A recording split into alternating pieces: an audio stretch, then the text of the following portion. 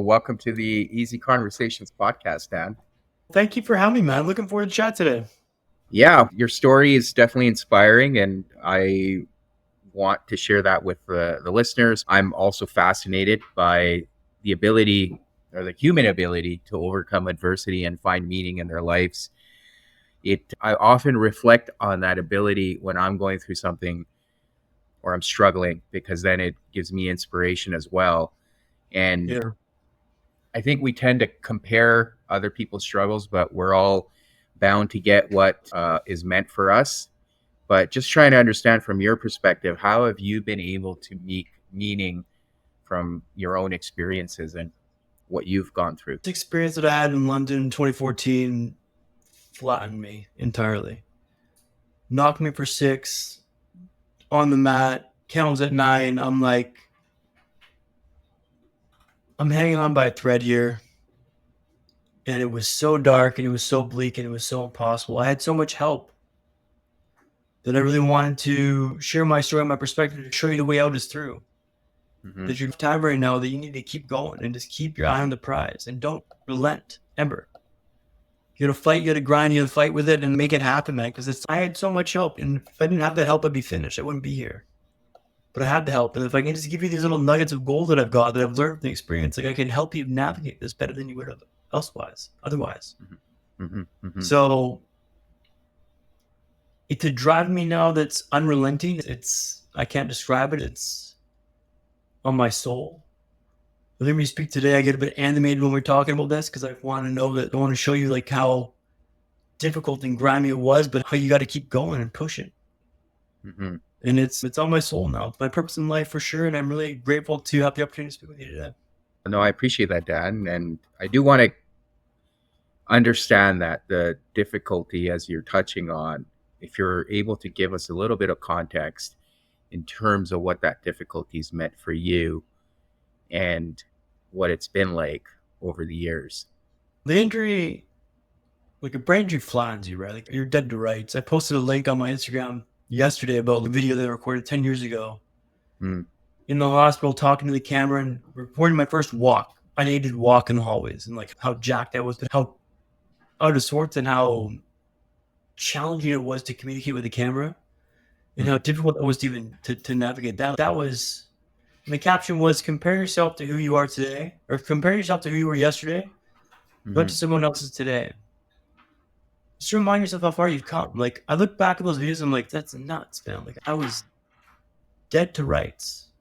Mm-hmm. And this changed my whole perspective on life and what I want to stand for, who I want to be as a man and a person and show up in this world and add value. And I do this, I don't do that now. Not that I was a bad guy before this. Let me be very clear, but let's pretty loose with some parameters and some principles and whatever. I'll figure this out. And now I got ride or die stuff that I do and I don't do. Stoic philosophy has been a very cool unveiling for me. Ryan Holiday's books have been awesome. Ego is the Enemy. I just finished Discipline is Destiny, or Discipline is, I think Discipline is Destiny. But he's got a whole bunch of good books on philosophy. Yeah. And they really just, the stories in there really revitalize your perspective. Like, no, this is how you do this. And I think that's the main thing I can offer your audience is like the mindset is everything. And there's a lot of podcasts and a lot of audiobooks to shape my perspective and mindset. It wasn't all I just thought this way. It was like I read books and listened to podcasts and they adopted this. Control the controllables. How can I bring that on board? Man, you're invincible. Like I feel, not to sound like super arrogant or cocky, but I've overcome so much in my life. What are you going to throw me that I can't overcome or deal with? What do you think is going to be the death blow for me? No, I talk about my recovery in joking terms. I mock the brain injury. You try to claim me, you try to get me, you ain't shit, bud. And I laugh in my face because I don't want to give it any bonuses to do. But this journey was everything for my family, for my friends. It was, she wrote down, like my mom and dad came over from London. Like my mom and I started to talk for this podcast. Like I'm getting her to help me with some stuff to my marketing messaging, like for an email template. She's just, you know, this is very hard for me to go through this and relive this experience because like this is the worst days of my life. And I recognize that and I appreciate that. I'm not always the most receptive to that, but it's very helpful to know that from her, just to don't push her too hard because this stuff's tough to relive and to relearn. Because I'm not the most, I need an editor and she's an editor. So she reads stuff and she goes, you know what, Dan, this is really tough to read and to relive and to rethink. And This was a complete and devastating takedown. And only by the grace of hard work, doctors, family, friends, love, was I able to climb back up and get back to where I am today. But this is a dogfight, man. Mm. You got to get ready to get dirty. Okay, you roll up your sleeves and navigate through this. I shared the story of a little while ago on a podcast I want to share with the audience now about the hospital. So you're in the hospital, and in the day, it's in one place. The hospital is one place in the day. The doctors are there, the family's there, the friends are there visiting you. And Dan, doing so well, this is amazing. The night shift is a different kind of experience, right? Like you're there on your own. No one's there. The doctors have gone home. The night staff's there, which is a wild vibe. In the ICU, it's like people are wailing and screaming and just crying. The despair echoes off the hallways. And it's terrifying. Because you realize how close you are to the brink of everything. Sanity, life. And it's just, no one can help you get through that but yourself. So I never told anyone about it because you can't help me get through this. I have to go through this. Mm-hmm. I have this difficult space because you can't help me get through this space. Those shrieks and moans and cries still haunt me today. I've been in the hospital because people's lives are just like upended. They're in despair. They never may be the same again. And like, I'm lucky that I'm able to recover so well. But like, a lot of that's due to the injury I had. Like the injury allowed me to recover. A lot of people have brain injuries. They can't recover to where I'm at today because the brain's so far gone that you can't bring it back. Mm-hmm. And every day I wake up with intention. I'm like, I'm really working hard to be my best self and navigate through this point in a more better than yesterday kind of vibe. I'm very intentional with how I approach my day. Wake up early, meditate, cold shower. Everything is intentional. I've got a Whoop strap, which I don't know if you heard about this, but it's like a performance strap. And I live and die by this. So strain, rest, I base my day on how I recover. Mm-hmm. Everyone talks about I owe these days in the gym. Sure. But I've realized through trial and error that if I don't sleep well, there's no point in pushing to the gym because I'm going to be a rubbish puddle the rest of the day. Mm-hmm. I've got to adapt to my battery. I got to be reactive to that. And I can't plow through stuff and just be like, it's not like Goggins and you just got to do this. Who's going to carry the boats? I got that behind me for sure, but I also got to respect my limitations because I can't push through this. At work, at Hootsuite, I try to push a few times at work and like I'd be at my desk and I'd like fatigue at my desk and like literally close my eyes for a second and be poked awake. Mm-hmm. Well, that's not a good look. You have to also be your desk. So I had to get up and go for a walk. So I created the Hootsuite where I go for coffee once a day with someone new, go for a walk, stretch the legs, change the battery, refresh my vibe, and just know my limitations. But it's a trial and error process, and you have to be willing to fall down 7 and get up 8. Mm-hmm. There's no quick fix hacks. You have to go through the process and understand where you're going to be and how you're going to react to this. That's a wildly off-piece response, but there you go, bud.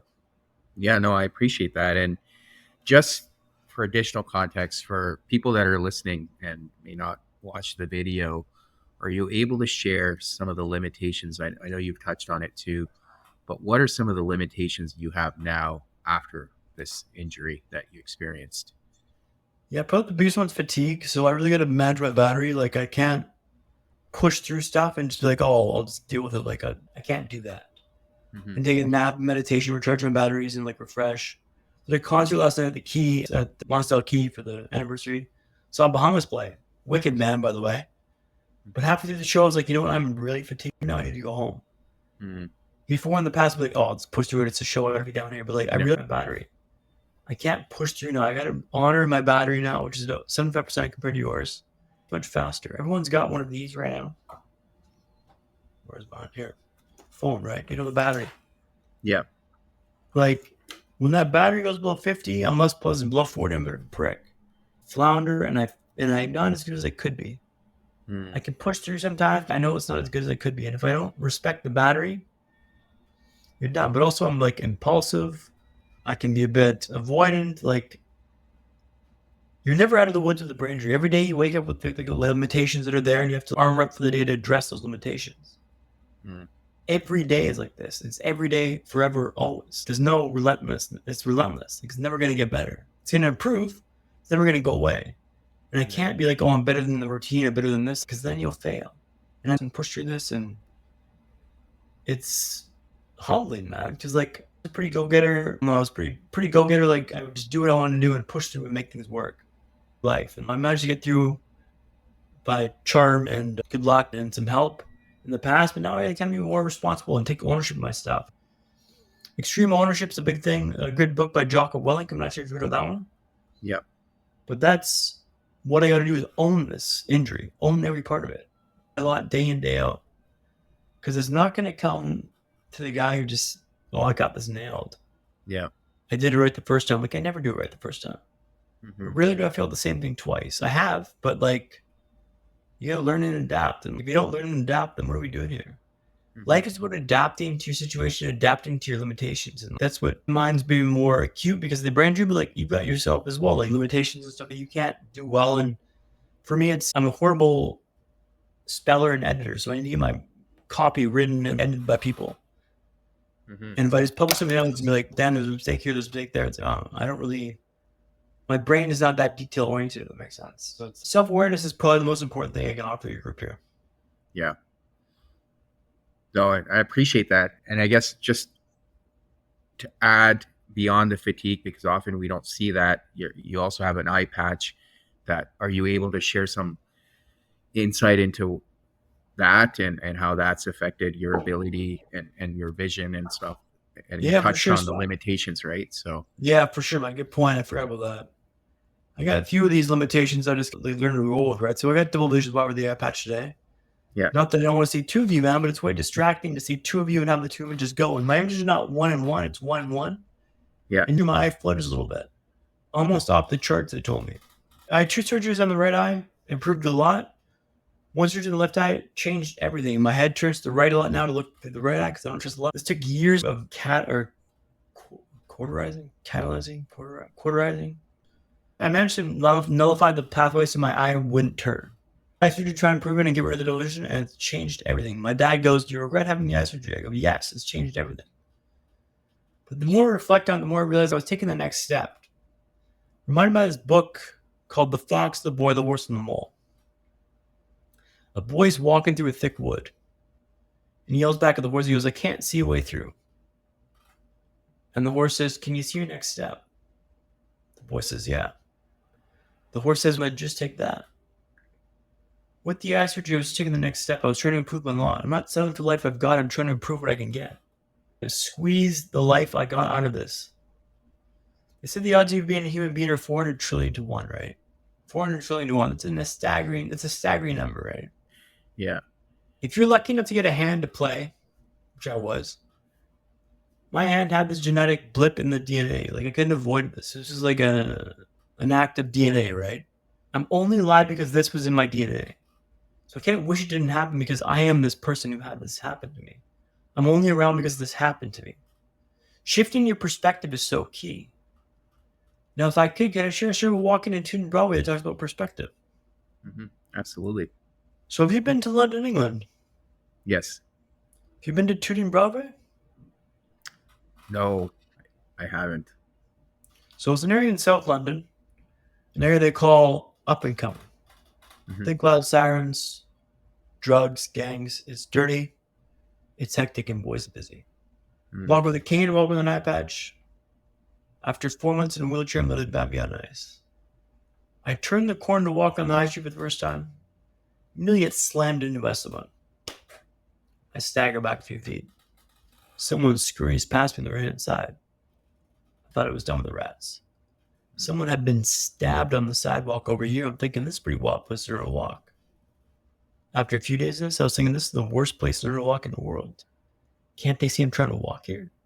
Can't they see him trying here? And then one day my perspective shifted. Maybe this isn't the worst place to learn to walk in the world.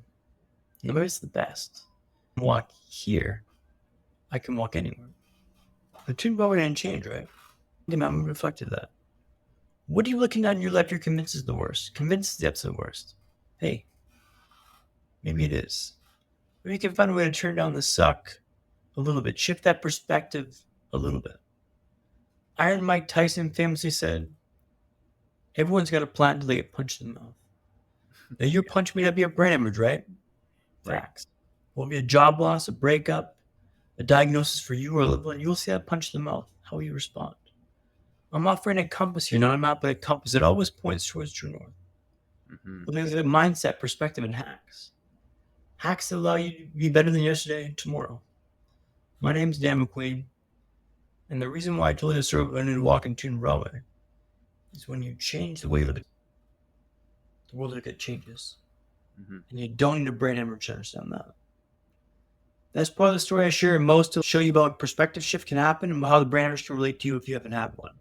Right. Perspective is the game, man. Perspective is the game.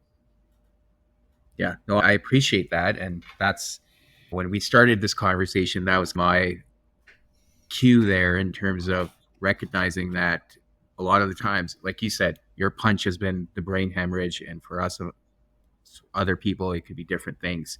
But how can you relate to that when you're going through something difficult and shift your perspective? Right. And I think that's why it's powerful to hear a story like yours and internalize it. Now, beyond the limitations, you've also shared some things around ideas or concepts that have worked for you, being able to adapt, taking ownership for yourself, having self awareness, perspective shifts. Is there anything else that you're able to offer for us to understand what this journey's been like and how, when we're struggling in those moments, we can internalize that? Yeah, sure. I've been sharing a lot of my morning routine, which has been very helpful. And I think it doesn't have to be mine, but find a morning routine that serves you and work that. I wake up early, usually go for a walk. First thing I do is make my bed in the morning. First task I do is make my bed. I used to never make my bed, but now I make my bed every morning.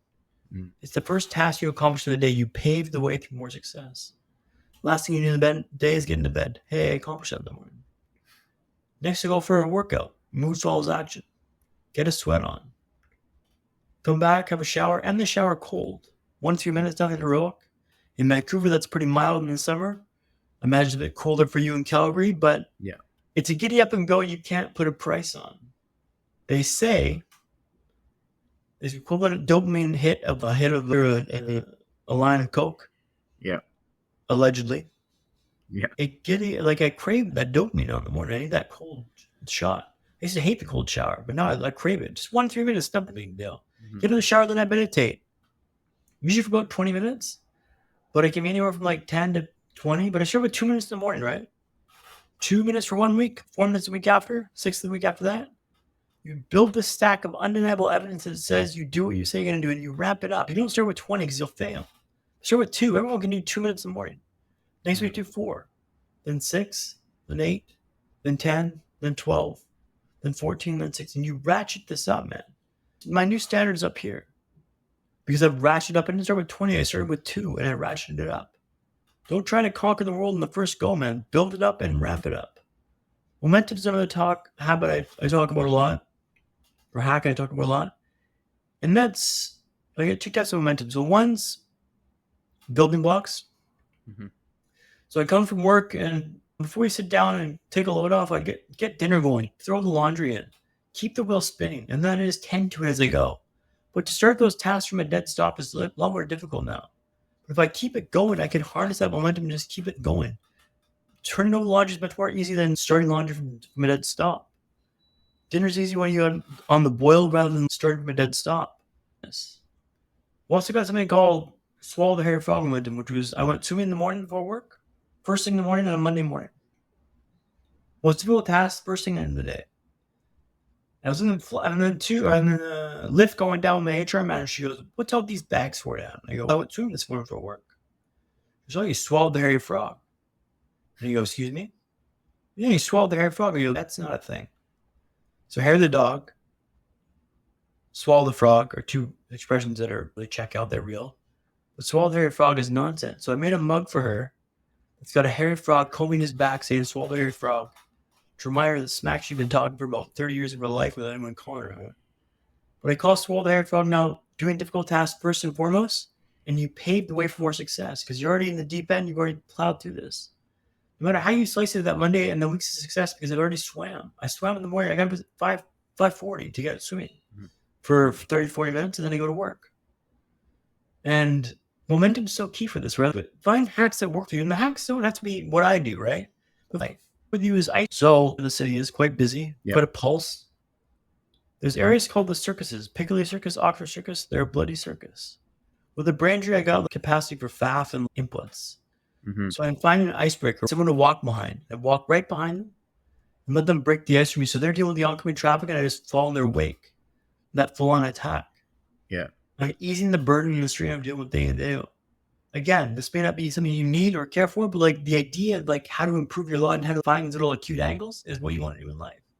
Mm-hmm. Acute angles is another one I want to talk about, a hack that I haven't talked about too much. In life, you've got easy choices and hard choices. Like, for instance, you go over to a parking spot. There's a parking spot over here against the wall, against the car. It's pretty tight. It's difficult. Mm-hmm. It's closer to where you want to go, but it's a bit difficult. So a whole bunch of spots over here that are a lot easier to get into. Why not just drive a little bit further, the easy spot to get into, and avoid any stuff that's going to happen there? Like, you're not going to ding your car. You're not going to have a difficult time getting in there and getting out. Avoid these difficult points where you can fail. Not to say don't push it to failure, but like just make life easier, man. Don't push it to the point where you're going to be in a problem and a situation that you don't need to be in. That parking spot there, like, it's another 10-second walk if I park over here. Like, what's the difference? But you're like going through the hard stuff and like just avoid the hard stuff. Why go through there? I live on Lonsdale in Vancouver, Lower Lonsdale. And there's crosswalks, so you can walk across the street. It's a 2-lane traffic on each side, and the traffic goes quite fast.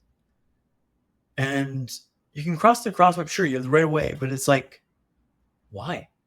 Mm-hmm. There's 2 lanes of traffic going each direction. To get 4 lanes of traffic to stop you is difficult. Why not just wait for the light? Don't push the acute angle. Just make life easier, man. Everything, just avoid the fact that you can avoid. These are things I've picked up on from the injury. Mm-hmm. Like, damn, I'm going to cross the crossway and cross here. It's illegal crosswalk. You have to stop. You have to deal with it. Like, why take the chance? Why push it when you may not be smooth for you? If you can avoid that faff, it's going to save you nothing. Like, just cross down the block at the light. Mm-hmm. Like, I just think this way now, and it's just ingrained in my vibe, which is, I don't know, it's helped me. But hopefully you can, like, the mindset is what I want to transport to these hacks that I use, because they're for me. They can be for you as well, but like, just start thinking about your life, about how to reduce and the difficult stuff.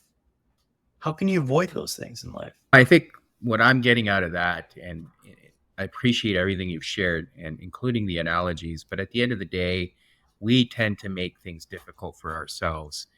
And what I'm hearing from you is find those areas where you're just creating unnecessary drama or resistance and working through it, right?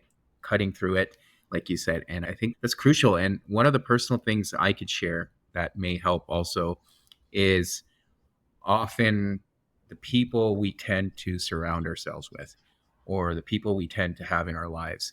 And recently, or throughout the last couple of years, I would say, but more so recently, I've had to reflect on it further. But over the past couple of years, I've really had to look at, okay, and this is by no means any judgment to the people involved. It's just where I would like to be and where I would want to operate. But often you have to look at it and recognize, is this serving me or not serving me? And I've had to really ask those difficult questions around, is this person in my life serving me right now? And if the answer is no, I have to walk away from it. So that's a personal example that comes up for me when you share, okay, just go to the crosswalk. Why are you rushing through or walking through traffic when you can just maybe wait and then make it easy on yourself? So I just wanted to add that piece as well. And on top of very helpful. Thank you. Look, the road I picked, I was down at the Key yesterday and met with some friends. And, the road I picked now as a motivational speaker is a lonely road, right? Like, what are you doing this for, Dan? Why are you just get a job and move back into the workforce? And it's like, but I can't. I don't want to set up for the life I can have when I want to chase the life I want. I want this life. I want the impact I can make. I want the impact of seeing the aha expression of those faces when I tell them a hack or perspective shift that I've got. I can give you these lessons for free.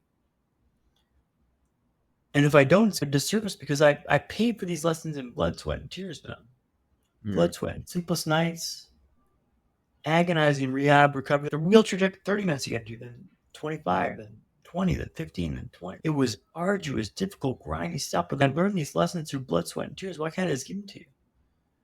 But it's all the same. I've chosen this road of being a speaker and to make an impact and to share my perspective, my message, because I want to give these lessons to you. I did these brain scans last year at Health Tech Connect, Neuroscientific Neurolab in Surrey, Canada.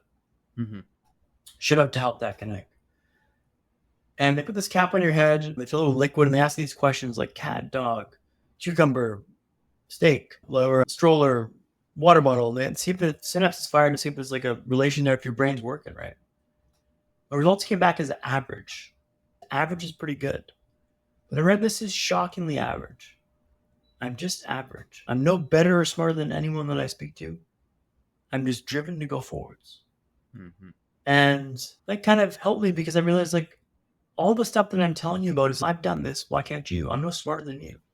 Mm-hmm. I played this game of Monopoly last year or 2 years ago with my family in our cottage in Gibson's. Such as it goes. I'm a pretty competitive guy, right? So I looked up before I played Monopoly how to win a Monopoly. Guilty. They don't know that. They might hear this podcast and find that out. Sorry. But I found out the strategies like avoid the railroads.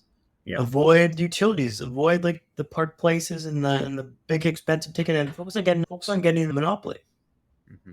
So I did that. Went around, landed on utility. Want that down? No thanks. I'm okay. Landed on the railroad. Want that down? No thanks. Okay. Landed on Park Place. In Canada, that's the top bloody ticket on the board. Do you want to buy that? No thanks. Dad, do you know how to play Monopoly? Yeah, I do. And so I got a Monopoly on Marvin Gardens, the yellow one, the first tier of that board. Low prestige Monopoly, but a Monopoly, right? Yeah. Then I've been buying all this other faff. I've had all this money to buy in hotels and houses. You let them buy this $400. That's game, man. That's bankruptcy for you. My brother says it was the most complete game of Monopoly I've ever seen played. I wiped the floor with them. The reason why I'm telling you this story is to learn this. If you know the plan's right, if you know what you're doing is correct, don't get distracted by the shiny objects here and the shiny objects there. Focus on your plan, man. And it's difficult. Even though I read these rules before we played the game, like, should I be buying Park Place? It's a pretty hot spot to buy. If you know the plan's right, man, follow through with your plan. That's not to say don't deviate or adapt your plan. But if you know your plan's right, stick it through. See it through, man. Hold your nerve. Finish it and work through it, and you'll make it happen. I wiped the floor with this group. My brother's trying to buy properties halfway through the game. He goes, Dad, I'll buy that for you for $200. I just go, hey, whatever he offers you, I'll double it. And I just mopped the floor with them, man. So they may find that out through this podcast. Apologies, family, but it was a pretty complete game of Monopoly, I must say. I think I've read that too, and it's hilarious because everyone's going for those properties, and part of the problem is I think we tend to lose sight of the probability of how many people actually do the full round versus some of those other properties that you're sharing at the beginning of the board, right? Everyone's going, that's where they're starting. So it's funny you mentioned that, but I do appreciate the analogy there because that is, we often do fall for those shiny objects and we lose sight of our plan. And a majority of the times I find people really struggle to have a plan or an end goal in sight. And one of the things you touched on at the beginning was you feel this in your soul. And that can mean different things for people. But, and you also touched on the idea of what it takes to come into existence as a human, right? The probability of that happening is very small, like you touched on. So knowing all that, and then looking at your experience and what you've been through, how have you been then able to make sense of what your purpose is and be able to live out what your soul is meant to do in this world? Yeah, it's a great question. I think like comes down to what value I can add, and that's my experience is very rare. Brain hemorrhage, second setback a year later, like devastating stuff. The brink of the human existence, like the brink of the human experience, I call it, like the darkest of times for me and my family. And it was super dark and super lonely there, and I just only got through it by this mindset, man. Like putting one foot in for the other. I was holding on to my fingernails, right? My bloody fingernails. Like I wasn't sure I was gonna make it out of this alive. But I wasn't gonna let go. I was gonna let it take me. I was gonna fight to the bitter end. If you come claim me, fine, come get me, but like I'm not letting go. Why me? Try me. And eventually it broke, and the wall I'm holding on to leveled out, and I could stand up and get up. But hey, man, like when you're there, you're wondering if you can make through this. Mm-hmm. You're wondering if you got a chance. Is there even a point fighting this? Like it just keeps coming back. It's relentless. But I'm telling you, you got to fight every day. Every day now, I wake up with intention and motivation, and I'm fired up to my emails and jump on podcasts with podcasts like yourself. But like it's just like it's on my soul, man.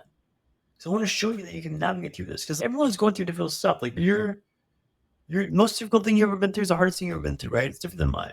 Everyone's got their own thing. In the same place of acceptance.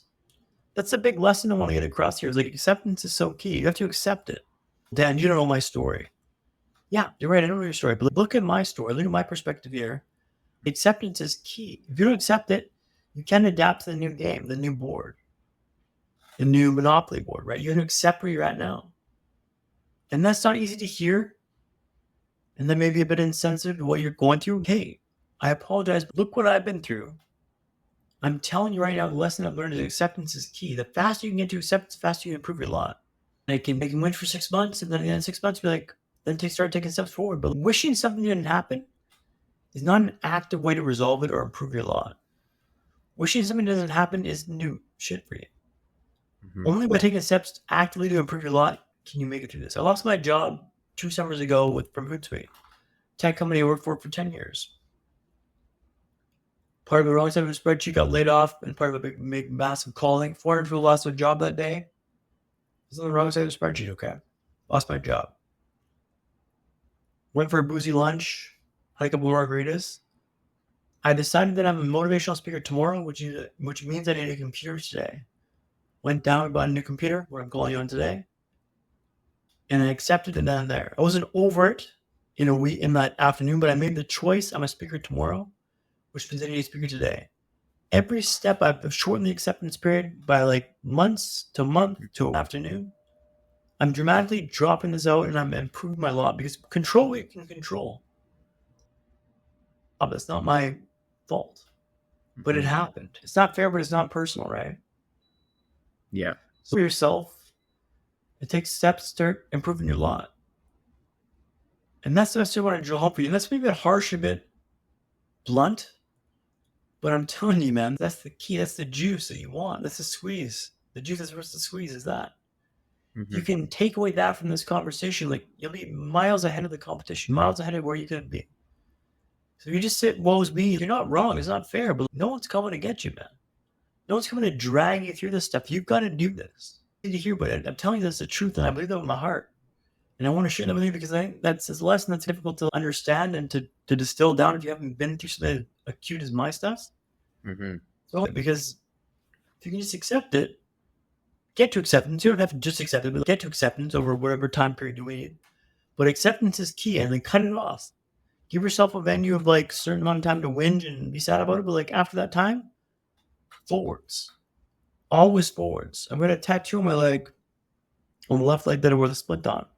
It's covered in like a sleeve on my thigh. It's got a shark on it. The reason why I picked a shark is the shark can only move forwards. It needs to move forward to keep the gills in its lungs, right? The air in its lungs. It can only move forwards. And that's like a reminder, hey man, just keep moving forwards. Every step, every day. And sometimes forwards is 4 steps back. And that's just life. But it's not fair, but it's not personal. It's just the process of living life, man. And the perspective we got now is phenomenal. Like I don't really get that stressed about stuff that I can't control, and it's a perspective that I've earned and I've learned from. I didn't come out of the gate with this perspective, right? I've learned this through podcasts, through books, through educating myself, through experiencing this, experiencing failure, through experiencing no. Because no doesn't mean forever; it just means right now. Mm-hmm. Right now, this is a no, but maybe in a few weeks' time, it'll be a yes. But try again. I give a talk to my old rehab center, and it's just Wolfson and Roehampton. Shout out Wolfson. And after the talk, I got a feedback from one of the guys saying, I talk a lot about swimming. It's one of my hacks. I swim a lot. 3 days a week. Did 71 nights in 52 minutes on Thursday. Not a big deal. But I swim a lot. And he said before the injury, he swam a lot, but since injury, it was so difficult to get going and changed and slow and difficult. He stopped swimming, but after my talk, he's going to try swimming again. And I was like, that right there is why I talk. Because it's not going to be easy out of the gate. Like, it took me 45 minutes to get changed to get in the bloody pool. The first few times we were like, and I did maybe 10 links, and I'm like, okay, I'm done. And then change for half an hour. Like, it was ridiculous. The effort to reward ratio got, but now I do like, I'm crushing in the pool, and it's a low impact way to get energy. I like to get exercise, and I love it. Like soccer, hockey, volleyball, softball. Hand-eye coordination is big. I can't do those now because got the double vision and the brain kind of restricts that, but like I can swim. It's low impact that I can burn in the pool. You know, because you burn the energy in the pool, you're not sweating, you're clean, you're fresh, you're coming out of the pool with a shower, it's lovely. But swimming's awesome because it's the only time you get bored in life. You don't have a phone, you don't have a podcast, you don't have anything but just your thoughts. You've got a lap cannon which counts your laps. And just chip away at laps. And I set an intention for the pool. I'm going to do 50, I'm going to do 60, I'm going to do 70, I'm going to do 80. If I think I've got to do it. Same one exception. If there's a backstroker in my lane, I will bounce out of that lane so bloody quick you will make your head spin. I just think it's a very selfish way to swim when you're in a pool with other people in the lane. It drives me nuts. Like the backstrokers, man, don't get me started on that. But I set the intention of like, what is your 50, 60? I owe those laps. Again, the sauna. Set an intention for how long I want to stay in the sauna for. 10 minutes. Okay, cool. I owe those 10 minutes. Now I've modified this slightly so I can get out for a few minutes and come back in, but I have to finish the 10 minutes in the sauna. So I can't leave and do something else. I have to come back and finish up in the sauna and repent for my lack of drive. But everything's an intention. I'm like keeping promises to myself. That's how you foster resiliency, is keeping promises to yourself. I think Alex Hormozi said it best. He goes, you foster resilience by keeping promises to yourself. Like proving you got an undeniable stack of evidence that says you do what you say you're going to do. Weeks, months, years of proof that you say you're going to do. And then you believe in your soul. I used to live in this area called the Ladder in Turnpike Lane. I was working from home from Hootsuite. I go for a walk for 1 block. The next week, 2 blocks, then 3 blocks, then 4 blocks, then 5 blocks. And I ramp it up. And I did this for weeks and months and years, a year and a half. But looking back, I go, I do what I say I'm going to do because look at all this evidence that I prove here. I've done this for weeks. I meditate every morning for 20 minutes. Started with 2 minutes, as I mentioned, but I've done this for years. I know I can do what I say I'm going to do, but you got to believe in yourself. No one else can make you believe in yourself. You have to do it yourself by building that evidence stack that you can do. That's not mine, that's Alex Hormozi, and it's a really lovely piece of evidence to show that you can foster resiliency, and that's really empowering for you to listen as a listener. It's on you. Yeah, no, I appreciate all of that and so much wisdom there. And obviously, a lot of your wisdom comes from tried and tested methods and your own experience and how you've been able to manifest all of this. And the fact that you're here and sharing this story speaks a lot to not only your resiliency and what you've been able to do. And it's just very inspiring for me to sit here and listen to you talk and share some of the strategies that have worked for you, because it does make a lot of sense. And I also appreciate your sense of humor with it too, right? You don't have that seriousness to it. You're able to make light of the entire situation and how you've come to it. So that's also speaks a lot to yourself and about yourself. And the piece around acceptance, I just wanted to add, because we all tend to struggle with that. And we feel like by accepting, I think there's a fear around acceptance, because if we were to accept, then that means we have to do something with it now. And like you said, at the end of the day, in some of the things you've already shared around ownership and responsibility, once you accept, you have no one else to blame and you have no one else to hold accountable and responsible. It's only you. And I think that's where a lot of people struggle with that acceptance piece, but it's monumental in terms of what you've shared. And I do want to end it off with one last question, because like you said, you've been able to improve on how long it takes you to accept things and move forward. And you use the shark analogy there. You also mentioned that time in the hospital where you were alone, especially at night shift. Yeah. There was a choice you made. What was that experience like? And I know you touched on it a little bit, but I'm curious to understand, like, how long did it take you to accept? And then obviously, what was that choice you made? It took a few nights for sure. Like the first few nights were haunting, man. I was in there with this this is wild. Like people are wailing and screaming. I'm like, I'm scared. My life's in shambles. I'm hooked up to tubes and hoses. I can't see straight. Like I'm cramped. I'm dead to rights. Like I'm not sure I'm gonna make it out of this alive. But I realize that it's happened, and there's no sense wishing it didn't happen because it's happened. Mm. So you got a choice to make about like, some of my whole life wishing it didn't happen, or I can accept that it happened and take steps to improve my lot now. Like the night hospital is a wild vibe, man. I don't wish that on anybody. It's an experience that you can experience it and just embrace it and navigate through and know that you were strong enough to navigate through. It wasn't easy to do. Let me tell you that right now. It was very challenging. And eventually I got some strategies. I go start listening to books or movies and put my headphones on before I fell asleep so I wouldn't hear the whales. Because I wanted to block that out. But it's a terrifying, chilling place where you're not sure if you can make through this. Mm. And it's a choice that you have to make. No one can make this choice for you. But back to the analogy of 400 trillion to 1. This is my at bat, man. This is my go here. I can spend my time wishing it didn't happen like this, or I can accept it and move forwards. Because my DNA had this in this blip involved in it. It was going to happen. It's a ticking time bomb, right? Mind you, the surgery kind of went sideways. I can't control that. This is what I'm left with. I'm picking up the pieces now. All I can do is pick up the pieces and make the best of what I've got now. And you can choose to do that, or you can, start pointing fingers like it's his fault or their fault or her fault. But it's on me. I own this. It's my life. No one's going to make my life navigatable. Like, you've got to navigate your own life. You get to do this. It's for you, it's happening for you, not to you. Well, some wild commentary there, but I think like that hopefully gives some perspectives like how I navigated this and thought through this. It's a mental game, man. The mental game is so much more difficult than the physical stuff. Like I was in a wheelchair for 5 months, and I said they asked me what's two apart. Is it physical? No doubt. It was by far the mental, or the socials, by far the soft skill muscles that I've like implanted by the hospital and the acute nature of that. Way more difficult than the physical stuff. I was in a wheelchair. I couldn't talk. I couldn't walk.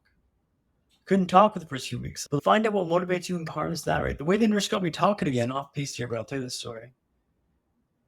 I had a breathing tube removed and I couldn't talk for the first few weeks. I told my parents, he may not be a talker anymore. His vocal cords are pretty fried. At Acute nurse, my parents built this lovely dossier about me, a little pamphlet about who I am as a person, so I'm going to just blog in a bed. Dan McQueen loves sports. He's a hockey player. He's a skier. He's a soccer player. Lived in London, studied his master's in Sweden. Brought some life to me. And the nurse took me down to the park, and there was some kids playing football, soccer across the park. She goes, Dan, those kids across the park, they don't think you're good enough to talk. They don't think you're good enough to talk. And I found out pretty quickly as a trigger for me. I yelled some profanities to spare your listeners across the park, but I told them I could talk. And that rage and that motivation worked a treat. It's a toxic place to have motivation come for a long, sustainable period of time, but it works, man. Don't judge the motivation. Whatever motivation wave comes, ride that wave, baby. The next wave may not be for a while. It's like surfing, right? The wave comes, ride the wave. You can't force waves to come, but if you got a wave there, ride the wave, man. Now I try my motivation to more service, lending a hand. Your success is my success. I want to help. I want to be of service. It's on my soul to do this. But don't judge the motivation. I've still got those proving you wrong vibes in me to this day. I can't say all my motivation is service-based. It's a lie. But I can make it more about service than about proving you wrong. But don't judge the motivation. Don't wait for it to be from most a good place. If it means proving you wrong, then prove you wrong.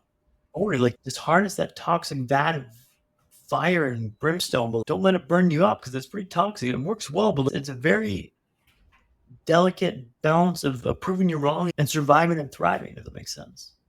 Yes, absolutely. No, I appreciate that, Dan, and so beautifully said. Thank you so much for all of this. This has been quite the enlightening experience for me to be on this end. And I know this is your purpose, and I know this is something you feel like you're meant to do. But I still appreciate you sharing your story, not only with me, but then obviously with the listeners.